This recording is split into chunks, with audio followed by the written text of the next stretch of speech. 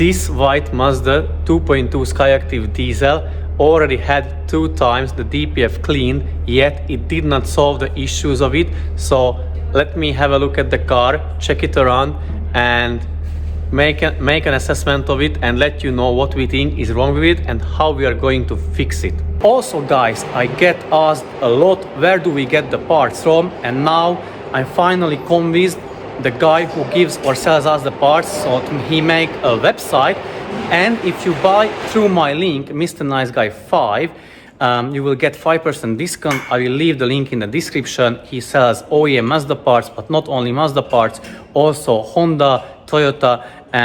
If he doesn't have a particular part you are after listed on his website, just shoot him a message. He will definitely can get that part for you in no time. Also, is very good with packaging. So yeah, feel free to check out the website. I'll leave the link in the description below. And don't forget to use the discount code in order to get 5% discount. Well, the owner told me so far that it had a DPF cleaning. As I said or mentioned earlier, it had it twice. So basically, the guy came to him. He's done a DPF cleaning, but on the car DPF cleaning.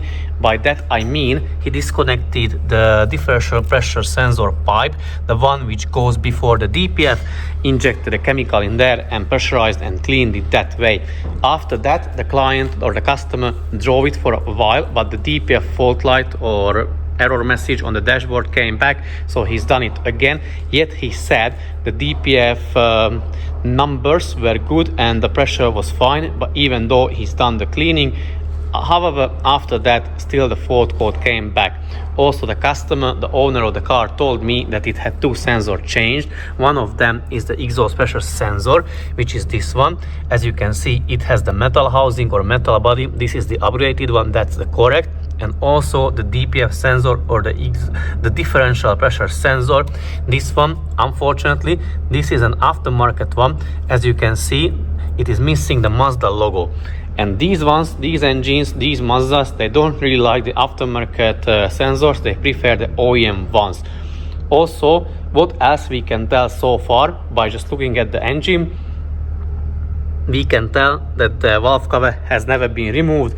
We can tell by that silicone sealant sticking out from underneath the valve cover. That is the original factory sealant, so it has not been touched. We can check also other things. I'm not going to go in detail on those ones. Also, I'm going to have a look at the clamp on that pipe, coolant pipe. You must believe me, because you can't see probably on the camera, but the clamp is facing towards the driver, towards the cabin, meaning the intake manifold has not been touched. So taking this information into consideration, we're going to have a look at the fault codes, what it has, and then we're going to further assess the car. And after that, I'm going to tell you how we're going to repair or fix this one. If somebody wants to know, the car has 104,000 miles on the clock. It has the DPF warning light, as you can see on the dashboard, and it has a bunch of fault codes. Not that a lot, to be honest. It has 4 fault codes. One is related to the battery, probably it needs replacement. That is very usual if this fault code is triggered. And the other 3 are related to the DPF. One is soot accumulation, other one is ash accumulation, and the first one is the DPF region duration. It is not frequency, so don't confuse that with the other fault code. It is not frequency, it is duration. What that means, it is either too short, the region duration is too short, or too long. So for some reason it happens too quickly, or it goes basically it may not be able to finish it, and that's why it is too short, so it doesn't finish the region. Or if it takes too long, there is some other issues, underlying issues why it takes so long. So now we're going to check the live data. So let's check out the the differential pressure values. It is 8 kilopascals, which is quite clogged. When it is clean, it should be around 0.3 kilopascals, and it is very far from that. Let's have a look at the accumulation numbers of the particulate matter in the DPF. And that is, guys, quite a lot. It is 10 grams per liter. Usually the DPF starts the region when those numbers reach 6.5 or 7.5 grams per liter, It means for some reason it did not start the region, very likely because it is way too blocked and it could not start it. And let's have a look when it done the region last time. It was 922 kilometers ago, so the DPF is full. Also, let me get back to the DPF sensor. I want to show you something or explain something. So it is very possible, or likely rather possible, that knockoff sensor is providing or giving the ECU wrong values. So what we're going to do now, we're going to swap a used but OEM sensor instead of the other one, the knockoff one, and we're going to recheck the values after that, how they change, if they change at all. Sensor is swapped. Well, as you can see, guys, the numbers, the values haven't changed. However, even though we're going to recommend the owner to swap back the old sensor because he still has the old one, and usually these ones, the knockoff ones, they always give trouble or trigger fault codes, so we rather rely on the OEM sensor in this case. Well, the next step is to inspect the exhaust camshaft for wear and also inspect the intake ports for carbon buildup. Very likely it will have carbon buildup, some sort of quite bad in my opinion, that's causing the DPF to get blocked. But also the exhaust camshaft can cause the same thing, that's why it needs checked. And also at this mileage it is highly recommended to change the injector washers, which we are going to include in the exhaust camshaft inspection as well. If the camshaft will be worn, it will need replacement. Also, we think, or I personally think, it will solve the DPF issue. If not, then it will need a DPF cleaning, but not the same as the car already had. But the other one, when we remove the DPF physically, send it for cleaning with the back flush, they will clean it and remove all the ash from it if there is any. But we're only going to be worried about that once, if the carbon cleaning and the exhaust camshaft inspection and or / replacement won't solve the issue. So what's going to happen next? The valve cover will be removed to check the exhaust camshaft, and also we're going to remove the intake manifold. The valve cover and the intake manifold has been removed. Let's have a look what it is looks underneath them. So as you can see, carbon buildup is quite obvious, it's there, and unfortunately the exhaust camshaft is worn, the material is missing here. So next step, exhaust camshaft replacement, carbon cleaning, walnut blasting. Let's have a look at the other bits. Valve cover from underneath is clean, injector spare not blowing out. The rest of the parts, I mean, they are not that bad. They never are too bad, except the EGR cooler and the intake manifold. The exhaust camshaft is already replaced. The valve cover is put back because, to be honest, that there is nothing really much that you could see. Basically new camshaft and that's it. However, the carbon cleaning is done and that is quite visible. The difference, as you can see, it's all clean now, all the ports. So basically the engine can breathe properly. Then it's gonna put back the car together, so the intake manifold and the rest of the bits, and after that I'm going to take it for a test drive, and also I'm going to show you what to reset and how we will try to get rid of the DPF fault code or DPF warning lights without actually cleaning or physically cleaning the DPF. As I said earlier in the video, somebody already tried it twice, but it wasn't helping, or it didn't do pretty much anything.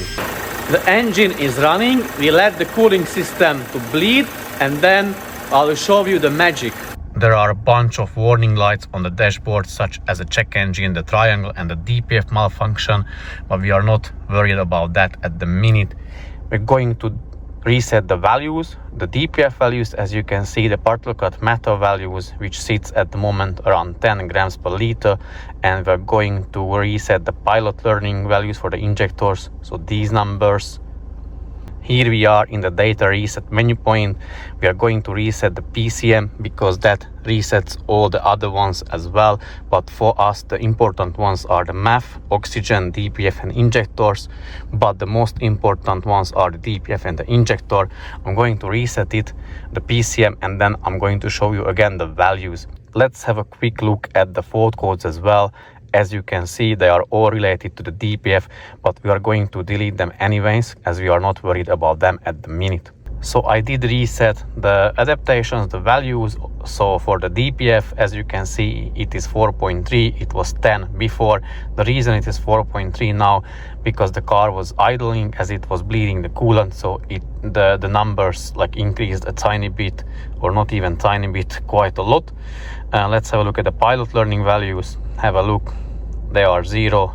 We're going to adjust them once we are after the test drive, so relearn the values for them, but we are not worried about them at the minute. So the car will do a regen in about 6.5 miles, and it will last around also 6.5 miles, and then we're going to check the values for the DPF. So those numbers, which are 4.3 at the moment, they should go back to 0, and we're going to monitor them how quickly they raise, and we can from there estimate how healthy the DPF is. But don't worry guys, I will show you that once I'm back from the test drive. I am back from the test drive. I've done 12.5 miles since the last regen. Altogether I've done like 23 miles. So now let's have a look at the values. So the values, or the accumulation of the PM in the DPF, is 0.11. That is absolutely good, and as you can see, since the last regen I've done 20 kilometers, which equals to that 12.5 miles or roughly. The issue would be if the desired accumulation of the PM would be higher than as it is now. So it does not, if it wouldn't go down to 0, that's a problem. Let's say if it stops at 1 point something, 2 point something, 3 point something, that's an issue. So the same goes for the accumulation. So one is the actual and one is the desired. If those numbers don't go back to 0 after a DPF regen, that indicates a problem. If it is after, let's say, carbon cleaning or any work done which affects the air-fuel ratio, and the DPF numbers still do not go down to 0, that means very likely ash accumulation in the DPF is quite high or higher. Let's have a look. As I still haven't done the pilot learning for the injectors, I'm going to do that now. I'll explain it, I'll show you a tiny bit, and then I'm going to include the final words. First, we are checking for any leaks. What I mean by that, we're going to check for fuel or coolant leaks. Why? Because we touched those two systems and we want to make sure there are no leaks whatsoever. After that, we can carry out the pilot learning. We will need a piece of wire and we need to short a test pin in the fuse box, this one, to the battery negative. We tap it 5 times. Once the engine is idling, the engine oil and coolant has to be over 70 degrees. During this procedure, the engine will raise the rotation, the RPM, couple times. Also, the glow plug light on the dash will appear. That one. And once that flashes 5 times, it indicates the procedure has finished, and you can check the values on the scan tool. It has done the pilot learning. Let's have a look at the values.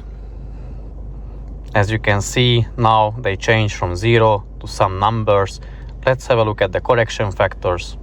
They are great. They are very close to 0. So closer to 0, the better. As you could see, guys, the car is sorted now. I'm not saying that DPF cleaning was not unnecessary, but it did help definitely, but it did not need it, because the car can do the DPF regen and it gets rid of the soot anyways. What it cannot get rid of is the ash, but this DPF does not have high ash levels, otherwise we would have seen that from the live data. So basically, if you have a DPF issue, especially on these Mazda 2.2 Skyactiv diesels, first thing is to check for carbon buildup 100%. If it has, get it cleaned. Also, unfortunately, we recommend checking the camshaft because it is a known issue that they can wear. Not everyone wears though. I would say it is a 50-50% chance. Unfortunately, you can only see on the channel which wears. That's why you think it is very common, which I'm not saying it is not. So it's definitely common, but not as much as it seems on the channel from the videos. So check the camshaft, check 100% the carbon buildup.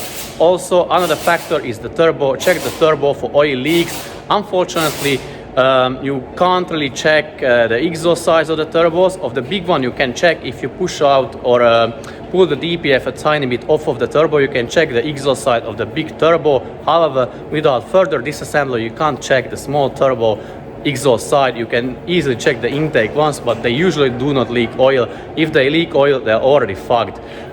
So yeah, it is sorted. We can return that back to the customer.